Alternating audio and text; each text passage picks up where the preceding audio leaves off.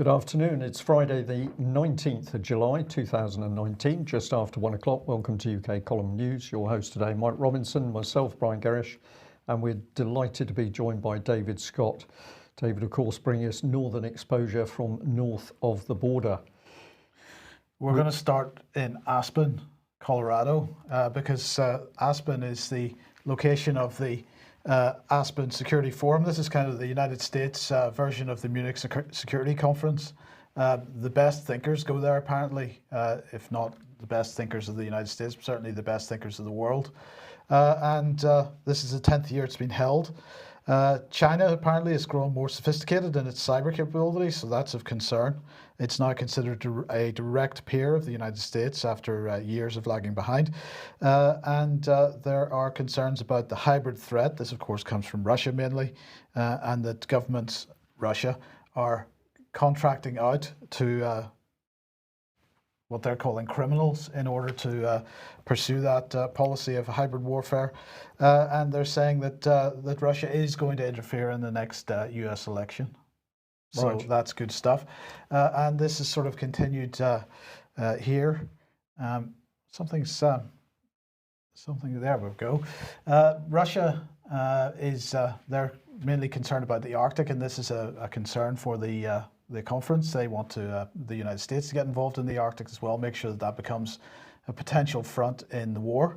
But we'll be glad to know, that was coming from Admiral Karl Schulz, by the way, but we're glad to know that the Secretary General of NATO is there. We'll come on to that in a second, but before he left, he made sure, or at least over the week, he made sure that this photograph was pushed out, because now that Federica is out the door in a couple of months, he needs to find a new blonde to be getting on well with. He's clearly decided that Ursula fits the bill. So this could be a productive relationship, Brian. Well, was I right in believing it already had been that she'd had 7 children? But not with Jens Stoltenberg. Oh, of course. Not that I'm aware with. Not that I'm aware of, absolutely anyway. not. Yeah. But nevertheless, she's made her effort for society. Absolutely. Now, Jens doing a big tour of of North America anyway, and he began in Canada. Because in Canada, apparently, they are united and they are free, as you can see on screen there. That's a fantastic little piece of propaganda from the Canadians. And not to, what can you say about this? This is the Niagara Falls. In celebration of the fact that Jens Stoltenberg was there on Monday, they decided to turn the Niagara Falls blue. I don't really know what to say about that. No. But anyway, he went on following Canada to the Aspen Security Forum, and he was talking about Turkey with the S-400s. He was talking about Iran. He was talking about China. NATO is a regional organization, so we don't have any plans of moving into the South China Sea. Some of our member states might, he said, but not us. He was also talking about the S-400 in Turkey. We'll come on to that in a second. And he said that, NATO represents half the world's economic and military might. And together they're stronger in dealing with present and future security challenges. So he was very keen to reinforce the transatlantic cooperation, a great relationship with the European Union. And of course, we've got to put that in the context of what Nigel Farage had made the point in the European Parliament the other day, that in fact European Defence Union spells the end of NATO in Europe. Well, he's pretty much determined to try to make sure that that's not the case. But in the meantime, we mentioned a week or so ago exercise Sea Breeze, and that exercise is now completed, but not to be outdone by that. There's a new one. So if you remember, Sea Breeze was 19 nations, 15 NATO allies. This was co-led by the United States, Ukraine, and Turkey was involved in that. This is an interesting point that we'll come on to in a second. But a new exercise taking place at the moment, this time Platinum Lion 2019 in the same kind of region. And we've got various national armies and Albanians taking part, Bulgarians taking part. This is happening in Bulgaria. So we got to keep the pressure on Russia. Yeah, all in those Eastern European states. Yeah. But good news, Brian, because here is the Serapis framework. This is the DSTL, the Ministry of Defence and Defence Science and Technology Laboratory, they've announced a new framework. It's called Cerberus. It was announced a while back, but they've announced the companies that they're going to partner with on this. Now, what they say is that this framework will focus on areas of command, control, computers, communication, intelligence, surveillance and reconnaissance, space systems, synthetic environments, and simulation technology to support human capability development. And it's apparently all about reaching non-traditional defence suppliers, small and medium-sized enterprises and academia, right? So they have announced the winners of the first round of money for this. They're releasing this in terms of lots. So who have we got? BAE Systems, Applied Intelligence Limited, Kinetic Limited. They win 3 of the 6 lots. So the usual suspects. So the usual suspects. These are non-traditional defence suppliers, apparently. Roke Manor Limited was going to cover the development and integration of a new and emerging ISTAR collect technology and techniques into the wider defence and cross-government ISTAR enterprise. Do you know what that means? Not exactly. No, neither do I. So, but that's okay. Apparently, this is going to include quantum, gravity, and biometric sensing. And so on. This is the type of operation that they're going for. But Cerberus framework, everything gets named after Egyptian, Greek gods, it seems. So it's all rushing in, this stuff at the moment. The integration of the armed forces, particularly in Eastern Europe, all of these new surveillance systems, procurement, this is all coming together. This is EU Defence Union in action. Absolutely, but David, we don't need to worry because Jens has already established his new relationship with the new president of the Commission. Oh, it's all very cosy. And I was just looking when you were talking there how it was being spun in America. Oh, it's all about money. And the NATO Secretary General allies have contributed $116 million more to defence since Trump took office. And when you consider that Britain alone's $45 billion defence budget, that would be peanuts in the greater scheme of things, not how it's spun on for the American news cycle. So yes, it's all spin, and we're looking for the substance. Well, that's correct. But of course, we've got to keep in mind that under the EU Defence Union plans, the EU is aiming to reach, I think, about a third, 30% or so of the US budget, which as an overall figure. But if I'm remembering correctly, David, that's still about double what the Russians are spending on defence. Well, Russia in economic terms is smaller than California. It's something like New York State in terms of GDP. And therefore, to paint Russia as this huge bogeyman, albeit the Russians do seem to get a lot of effectiveness for their investment, but to paint them as some huge threat to the entire Western world is simply false. It's the case of we need someone to point at in order to justify the expenditure for other reasons. Yes, well, okay, let's move on to this then. And this is the release of the annual report on the Conflict Stability and Security Fund. Now, for those that don't know, this is the report. This is the money which is spent on things like the white helmets and other things like this. According to the Cabinet Office, they're doing very well. They've been having casualties of various kinds. They're encouraging 3.1 million people to register to vote in Pakistan. They're creating opportunities for female inclusion in the Yemeni peace process. And they've halved the number of mine-related casualties in Ukraine. So that's all very good stuff. Let's have a look and see what they say that they're doing. They published some tables, and you can see how much money they're spending, and you can see what they're spending it on. So we've got security sector reform and defence engagement here. We've got economic development. We've got media freedom in that list. This is for the thematic spend. In terms of the Syria programs, they don't mention the white helmets in there, but of course we know that the money from parliamentary questions and so on, we know that money is going into those types of groups. But there's money being spent in education, more money on women, peace and security, and so on. So, and at the bottom there, Mike, capacity building of multilateral institutions. This is this is common purpose, getting in amongst institutions in order to steer them. Absolutely. So then we've got the Ukraine Programme and Good Governance Fund, £26 million going into that. So that's all good stuff. Then we got £10 million going into the Colombia Security and Access for Justice for Peace Programme. Then we have £4.42 million going into the counter-Daesh communications, whatever that means, strategic communications activities overseas, strategic communications activities UK. What else have we got here? Another 8.27 million going into the Anguilla programme for infrastructure, health, revenue strengthening, education again. £6 million going into the Yemen programme. So this is going into the peace process, peace building, and stabilisation and security. And well, we've got what is the total budget here? Something like £1.258 billion being spent in the countries in dark blue there. And David, you've got to say that this is money well spent, because we're seeing the effect of £1.2 million because all these countries are experiencing the most pleasant peace, and they don't have any insurrection, they don't have any people trafficking, there's no sex slaves. It's a fantastic it's all job. Peace and stability. That the Conflict Stability and Security Fund is. And the question I've got to ask is, should this be read that the fund is about the stability and security of the conflict rather than trying to deal with the conflict? It's hybrid warfare. This is the shock troops of hybrid warfare.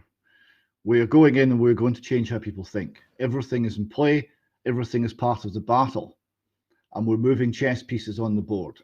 Those chess pieces include how people think, what they believe, what the press publishes, and what organizations are putting information into the public domain.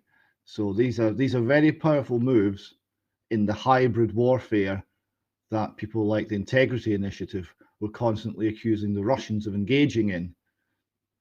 We're doing it. Yeah, but we're not doing it because, as you know, David Ellis and I went to a Defence Committee meeting earlier in the year. You mentioned Integrity Initiative because Chris Donnelly was giving evidence of that. And they were particularly concerned about what, as you mentioned, the Russians are doing in this regard, but really we're not taking part in it at all. The way I heard it, Chris Donnelly was particularly concerned about seeing the two of you in the room. There may have been a bit of that. That's true. Okay, look, we've been talking about this over the last few months, and it's come to a head now because this is the F-35 and Turkey. Turkey, as you know, has taken delivery of parts of its S-400 missile defense system from Russia. And so the White House has yesterday, I think it was yesterday, gave a statement on this, yesterday or Wednesday, basically saying that this is completely impossible. It can't continue. It renders the continued involvement with the F-35 impossible. The F-35 cannot coexist with Russian intelligence collection platform that will be used to learn about its advanced capabilities.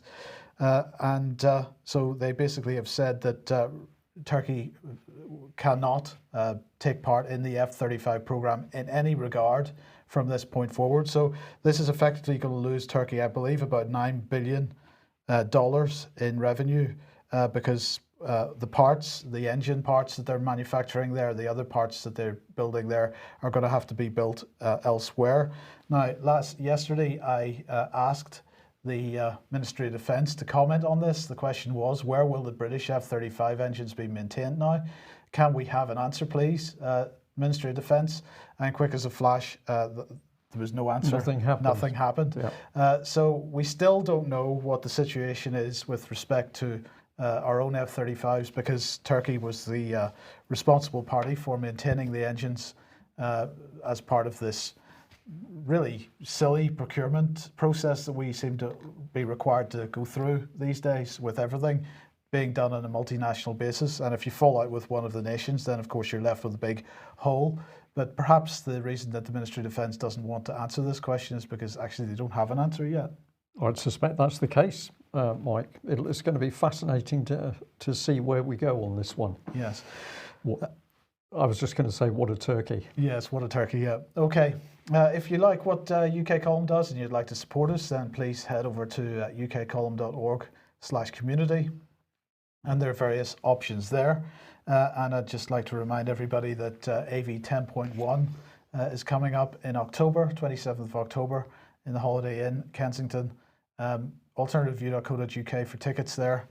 But not many left, I don't yes. think. So if you're interested, get on to that link fairly quickly. Okay, David, we're going to move on to Pink News here, and just a reminder that Republican lawmakers want to make child drag shows illegal. Yes, oh, the horror. This was Pink News alerting its readers to an attack on their liberties to have children engaged in sexually charged drag shows. The couple of interesting things about this. Firstly, it's Ohio Representative Tim Schafer has proposed a bill in the state legislature to clamp down on performances by a child under the age of 18 years of age or a mentally physically handicapped child under 21 years of age engaging in drag shows. The interesting thing is the response to this tweet. If you go and look at the replies on Twitter, no one's buying this. It's being revealed as what it is. It's an attack on society, and it's an attack on the children. And people are rallying around to protect the interests of the children. This is the extreme left who want to change society, pushing beyond the point that people are willing to follow, I think. And a related story from Canada. Another British Columbia woman forced out of business as transgender male genitalia waxing case. And this is from the Post-Millennial, but we've got an article from Spiked coming up as well. What's the background to this? Right. Those who followed the Jordan Peterson case, where he was saying that he could be taken to court if he refused to use the appropriate pronoun that someone insisted that he use, and he could be fined, and if he refused to pay the fine, he would be jailed. This is what started all the Jordan Peterson attention when he refused to comply with this. He was highlighting the British Columbia, essentially social justice warrior-led legal system, which was compelling people to behave in a certain way. So here we have Yaniv, formerly Jonathan Yaniv, has taken 15 British Columbia women to the tribunal for refusing to wax her male genitalia, citing discrimination based on gender identity, and is seeking financial compensation. Now, I went looking for other stories because I don't know what the Post-Millennial is. This was so ridiculous, I thought this could be a wind-up, but it's not. It's in several sources. Here's the commentary from Spiked, from Brendan O'Neill, no less. He writes, Canada's bizarre trans waxing controversy. Female waxers are being branded transphobic because they refuse to wax a trans woman's bollocks, his choice of words.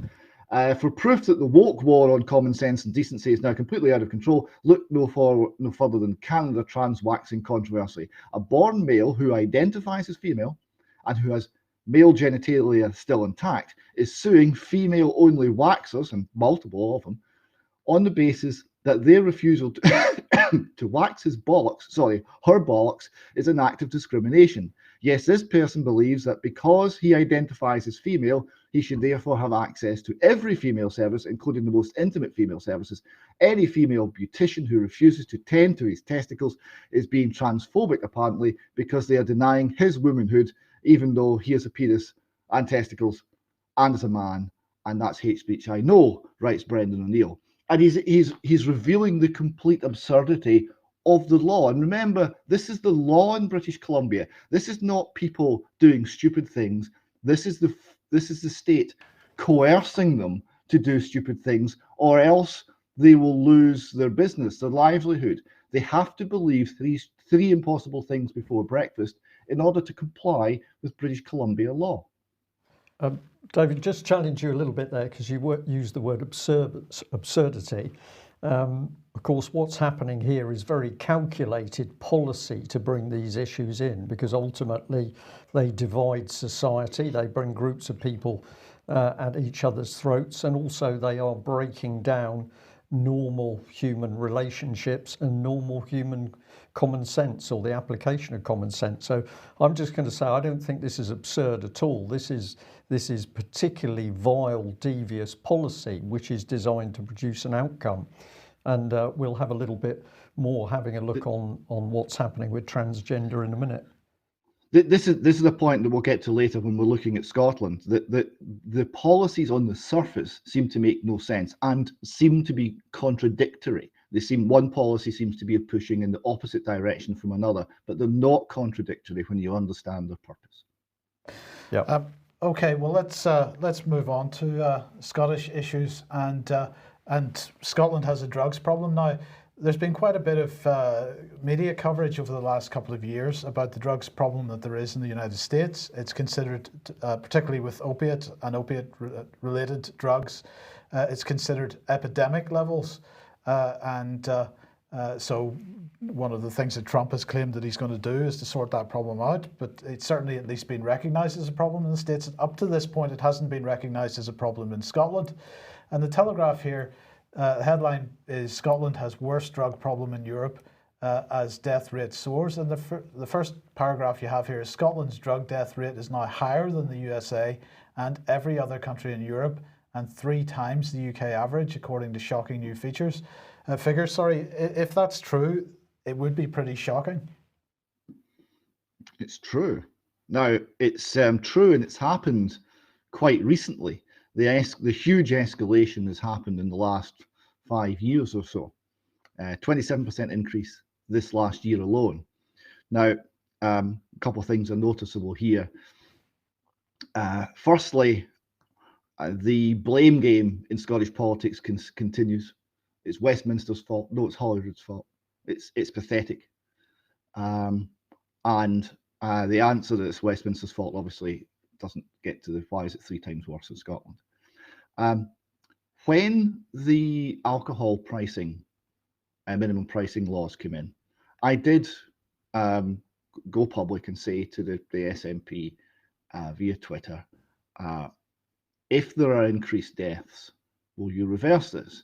Because what happens is if you take away from the most vulnerable in society some of the crutches they're using to get through the day, they will, if you make those unaffordable, they'll seek alternatives, and you tend to get lower quality products coming in through the black market. I didn't know what it would be, whether it would be homemade alcohol and problems with that or what, but it seems to have had an effect.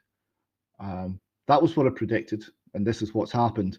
And I think it should be one of the possibilities that's been borne in mind, that simply trying to coerce people to change their behaviour by means of economic pressure and nudge unit type policies doesn't get to the heart of the emptiness in society and the psychological and spiritual pain that they're in, that they are treating with alcohol or other drugs. And unless we get to those problems, we'll simply displace the problem from one place to an even worse place.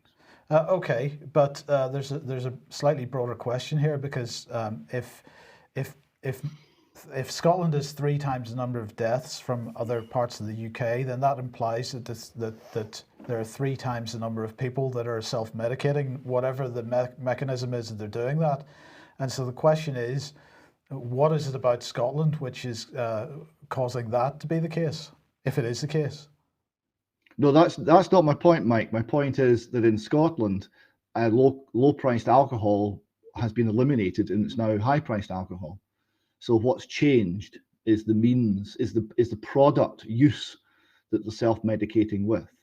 Because it wasn't 3 times the English level before. It was a little higher, but it wasn't anything like this. And the change is in the policy, the pricing, the taxation regime, and the effects that's had, not in the number of lost souls. Right. So, sorry, just to clarify this, then, are you saying that the SNP has increased taxes on alcohol at a higher rate than the rest of the UK? Oh, dramatically so, yes. Right. It was a major policy to tackle the alcohol problem in Scotland. We're going to tackle low-priced alcohol. So you're now seeing, for ordinary kind of lager type beer It's often twice the price in Scotland than it is in England in supermarkets. This type of thing. So that the low cost offers and things have ended, and there's been a displacement effect, I believe. And it's yet another of these unintended consequences. When the government says it's okay, we're the government, we're here to help, we will fix things. You've got to really start to worry, because not only are they picking your pocket, but their attempts to fix things might leave them even more broken than before. Okay, well, staying with Scotland then, let's have a look at this. This is Scottish Daily Mail. No faith in the SNP. Now, what happened here is East Kilbride Straven Lesmahago MP, Dr. Lisa Cameron, was in the House of Commons, and she took part in the vote on Northern Ireland legalising abortion or liberalising abortion in Northern Ireland. And for reasons of her belief and her personal philosophy as well, she voted against this. She has been then subject to an enormous vitriolic hate campaign by largely members of the SNP and voices within the SNP and nationalist grouping in Scotland, because she's not followed the agenda. You see, the agenda is pro-abortion. It's imported from the States. It's postmodernism. You have to keep with the cult. She stepped outside the bounds of the cult, and boy, have they let her know. Okay, so this article here, MP accuses SNP of smear attempt to deselect her. So they're actually attempting to get her removed as an MP at the next election. Is that it? Yes, she's been told that she would never have got the post had she revealed her views. And she's been attacked in all sorts of ways on social media. This next slide here, this is from the Sunday Post. Reads, Lisa Cameron was reduced to tears after receiving more than 1,000 messages from trolls, some with pictures of aborted babies and rape scenes. But the backlash she received from SNP activists has made her angry. One message read, if only abortions could be performed to fully grown adults, you would be top of the list, you scumbag. So that's the message from the love and hope community there. A couple of weeks ago, there was quite a furore on Twitter about Nigel Farage being hit with a milkshake, and a couple of people talking about acid on Twitter, and they were getting a very hard time for having made, suggesting that acid would have been a better thing to throw at him than a milkshake. Yep. But that's a pretty gross tweet. If only abortions could be performed on fully grown adults. If I remember correctly, quite a number of MPs at the moment are concerned and expressing concern about threats to their lives, but that seems like a threat to an MP. But I haven't heard anything from the current Speaker or any of the Westminster MPs in her support in this case. No, that's a good point. It seems that only certain MPs saying certain things get defended, and the ones who are saying things which are maybe more traditional just strangely don't. It just seems to be missed. Continuing here with the Sunday Post, she writes, because I was told it was a free vote, I voted with my heart and conscience because of my personal experience. I've done nothing wrong. I will fight this. She revealed she was devastated and very wrought over losing two much longed for babies. She had two miscarriages. And that was part of the reason she felt so strongly. And then she also says she was very disappointed that Nicola Sturgeon had not publicly offered her support. This is where I came across it.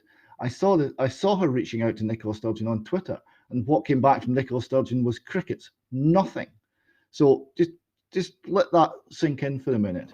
You have a female MP, SNP MP, being abused and threatened on Twitter, Facebook, and social media by SNP activists. She reaches out personally to Nicola Sturgeon as the party leader and asks for support, and she gets nothing. Yeah. What message does that send? Well, absolutely. So we've had A statement from the SNP. The SNP has long been home to elected members with a range of religious views, and none and no one would be failed at assessment because of their religious views. The SNP champions diversity in all its forms, but it seems to me that that's not the case at all. Nope, that's a lie. The SNP champions diversity, unless it's diversity of opinions, in which case you're in big trouble. Now we move on to Bill Mills. Now, Mr. Mills here is a voluntary worker for the SNP, and he's involved in selection and reviewing of candidates. And he said, at no time did Miss Cameron ever indicate her opposition to women's rights of choice during her campaign to be elected in both general elections in which she stood. So he's saying that she never confessed her sin for believing that you shouldn't abort babies. And he goes on further here. So, excuse me, right, here we go. On a constituency Facebook site close to the public, he said he was utterly disgusted with the MP's actions and accused Dr. Cameron of making an attempt to impose her religious beliefs on the women of Northern Ireland. She has every right to hold whatever beliefs she chooses, but she cannot, however, expect anything other than the withdrawal of support for those who voted for her. In a separate post, she said, if Lisa Cameron was compelled to follow her conscience and reveal she disagreed with the fundamental policy of the party, remember this is a free vote, fundamental policy of the party, having never disclosed it before, then she should quit her position as an elected representative of the SNP. So he's calling for her to stand down because she opposed abortion on a free vote.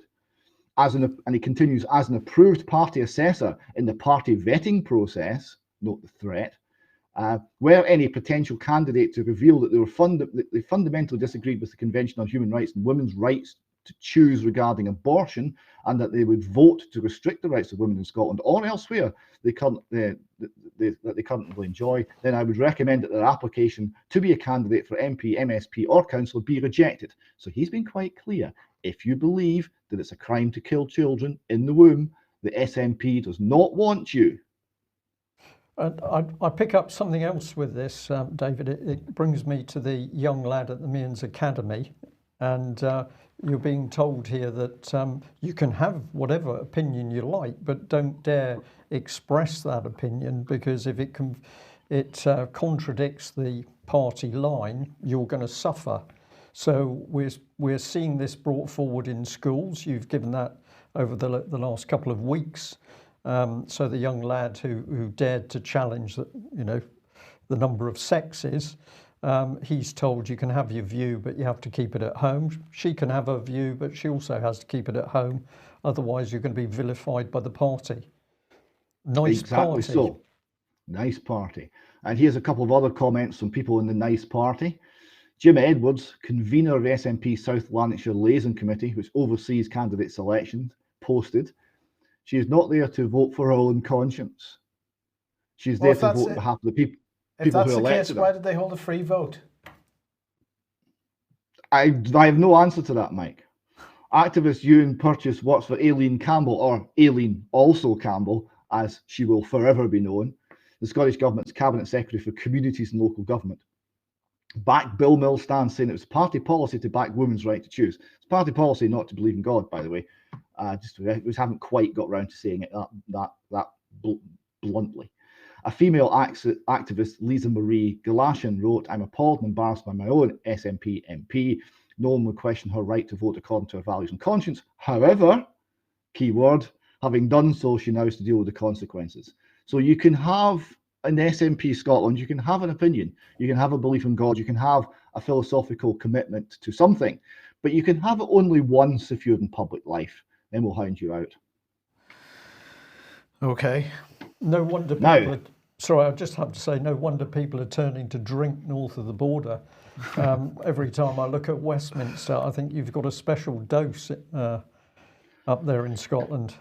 Yes, it's worse. Now, the MP involved was, excuse me, the MP involved attends the Church of Scotland. I did contact the Church of Scotland press office because they hadn't really said anything. And when I got a call back, or an email back, which says, quote, this is not something we are commenting on. So there we go, another brave stance by the Church of Scotland. Fortunately, the Roman Catholic Church, which is no link to the person involved, actually has a bit more, I think, spine is the word we're looking for here. And we've got here Bishop Hugh Gilbert wrote to the First Minister saying, well, amongst other things, quoting Sir Compton Mackenzie, moral courage is readiness to expose oneself to suffering or inconvenience which does not affect the body. It arises from firmness of moral principle and is independent of the physical constitution. So he's calling for the First Minister to do something. He's calling for the First Minister to speak. The First Minister is still silent, like the Church of Scotland is silent on this matter. And just to close, let me nip back to one of Aileen also Campbell's triumphs in the name person fight.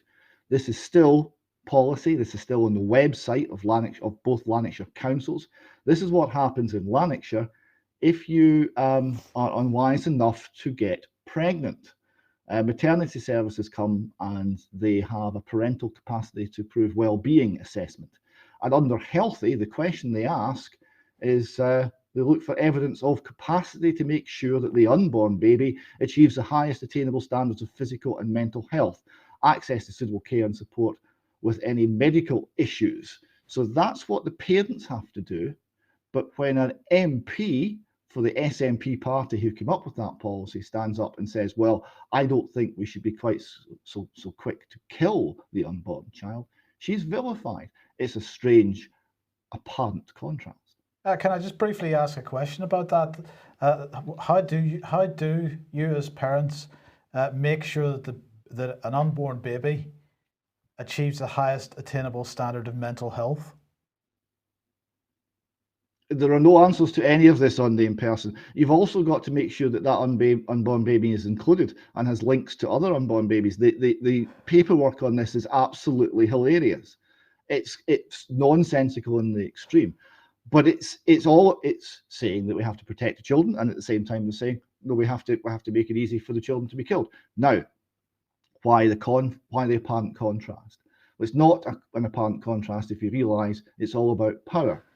They want power to destroy the family, right? And how do you destroy the family? Well, you put the state in one area, you encourage things like abortion, divergent lifestyles, and family breakdown and divorce. So these are the ways the family is attacked. And of course, destroy the family is part of the Communist Manifesto. We know where the ideas come from. Yes. David, it's quite remarkable. We often say to our viewers, we don't plan the news the day before. It's all put together on the morning, and it's amazing how often things slot together. So you've just given that excellent summary. This was brought to my attention by several people. So we got the Telegraph: encouraging children to socially transition gender risks long-term harm, say NHS experts.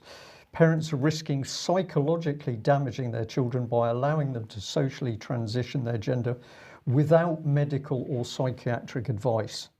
And it's saying that primary school children are increasingly be encouraged to formally switch in defiance of the recommended watchful waiting approach the Gender Identity Development Service leaders have said.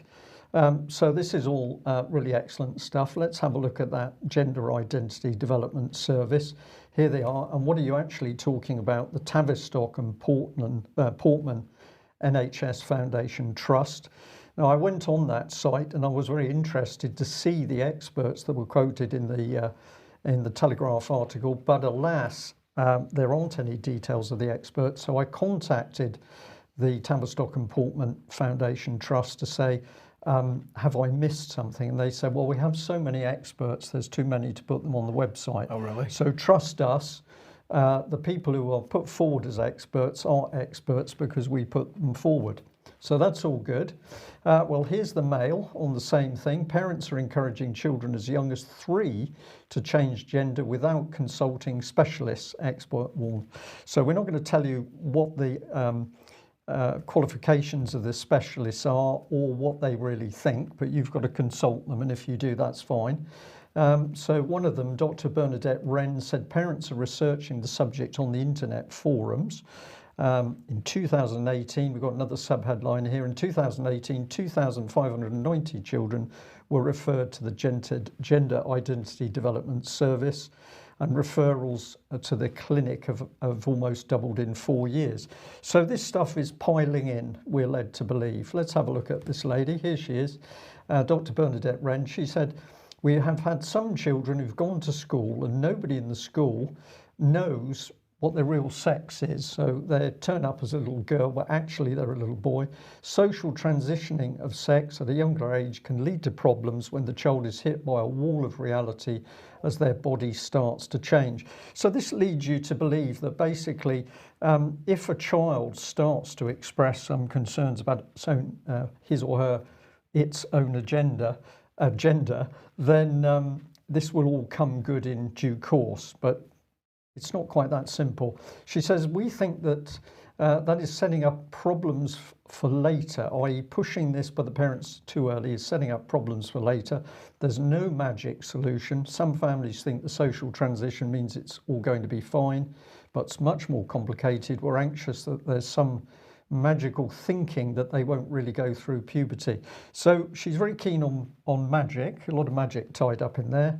We've got more comment here. There are some families where they will talk about it being a hate crime if you get the pronoun wrong with a very young child who's made a social transition. So this is all the comments from the experts. And then we have another organisation quoted in here, which is Mermaids. And in the Telegraph article, Mermaids says this. I assume the comments come from the chief executive, Susie Green, who's the lady on the right. For some young people, social transition can be very helpful. However, it's important to keep things open across all contexts, including schools and local communities. We need to support young people experiencing distress around their gender identity. We need to support exploration, which may include a social transition for some young people. It's also important to keep curiosity about gender identity alive.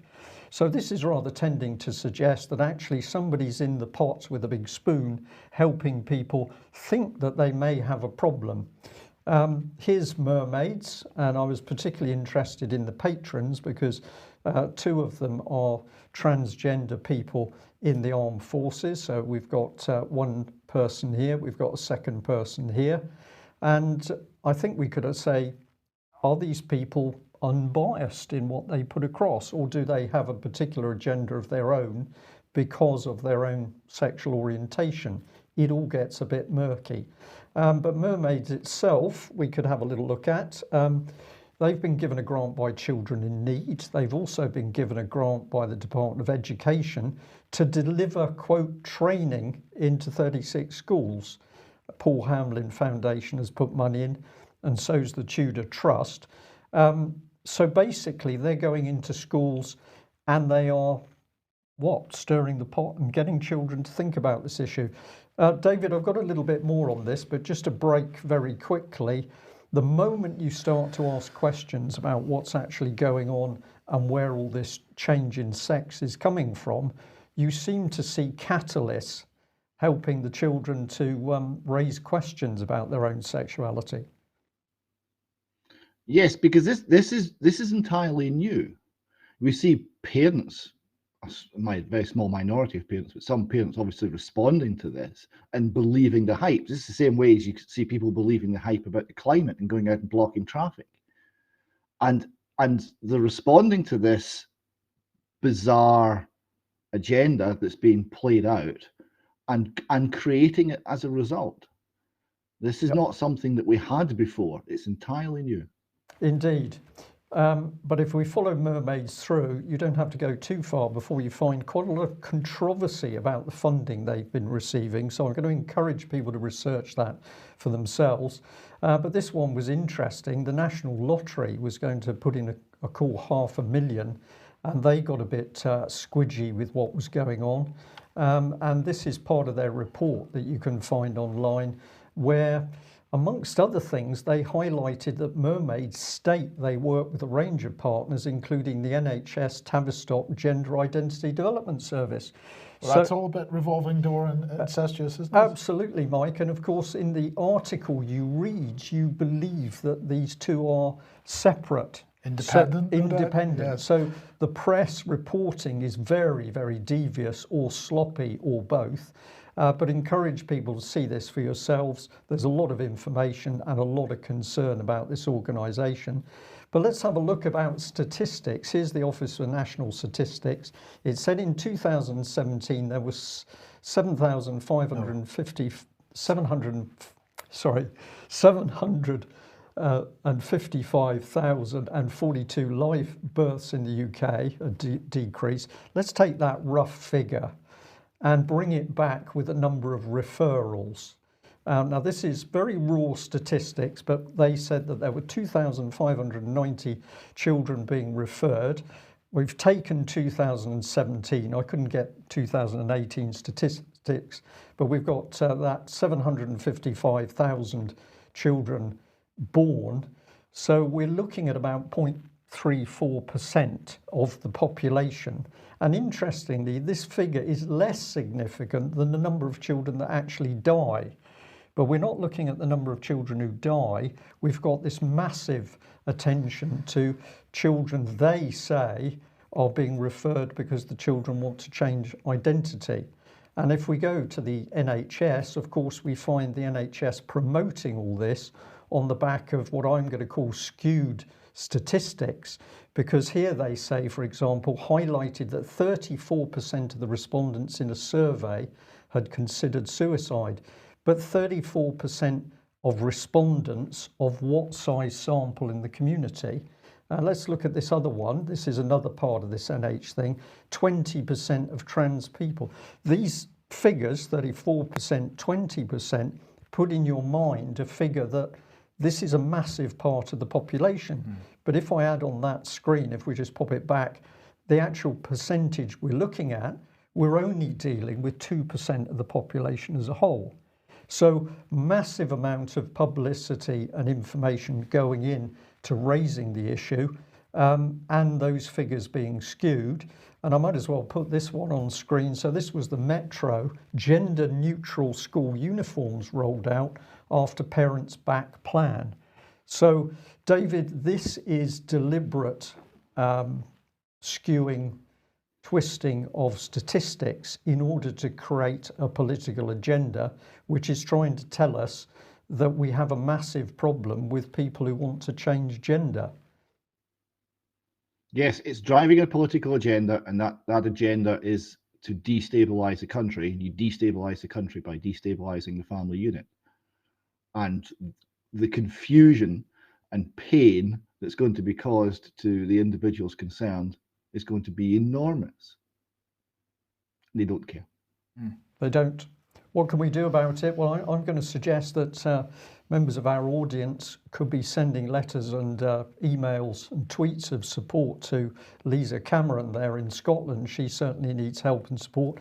And of course, challenge the people that are putting out these skewed statistics.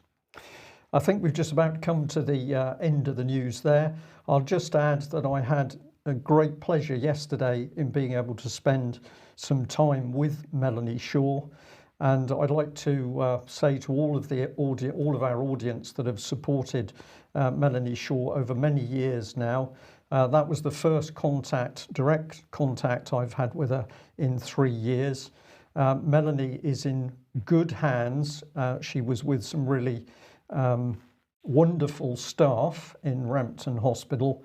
And I'm going to say to people who still want to support Melanie, great care is needed at the moment, that an appropriate message is put across as Melanie starts to move towards improving her situation even further. I will try and get out more information on this, but I have to ask for those people supporting Melanie, great care, please be polite and reasonable in everything you're doing, because what you do can impact on Melanie's situation both in a positive or negative way if the wrong path is followed. But the good news is that I was delighted to see Melanie smiling, looking much better than she's been seen before. And it's clear that she has staff around her who are deeply concerned at her circumstances and indeed how she's got in the position she's currently in. That's it. Thanks very much for joining us. David, thank you for joining us. We will be back at the same time on Monday. Bye-bye. All right.